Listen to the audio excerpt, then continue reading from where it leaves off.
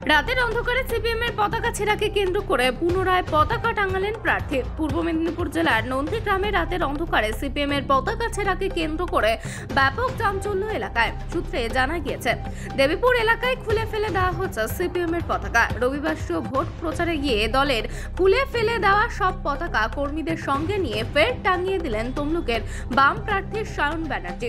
তার আসার আগেই এলাকায় লাল পতাকা লাগিয়ে সাজিয়ে ফেলেছিলেন বাম কর্মীরা।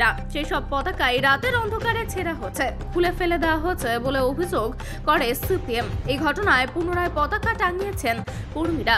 মানুষ তারা এগিয়ে এসে স্বতঃস্ফূর্তভাবে উৎসাহের সাথে, বিশেষত মহিলারা, কম বয়সী যুবক যুবতীরা এবং মহিলারা তারা এগিয়ে এসে করমর্দন করছেন এবং তারা বলছেন তারা পাশে আছে।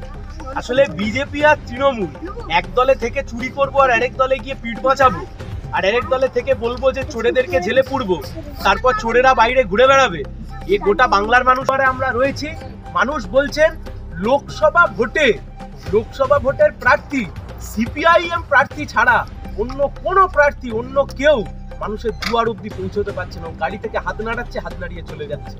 তাই আমরা বলছি আমরা মানুষের পাশে আছি, মানুষও আমাদের পাশে।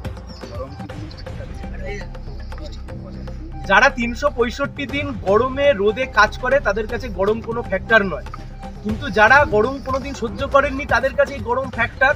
তারা একটুখানি গরম গায়ে পড়লেই সাদা রঙের স্করপিওতে করে টুক করে উঠে চলে যেতে হচ্ছে অন্য কোথাও।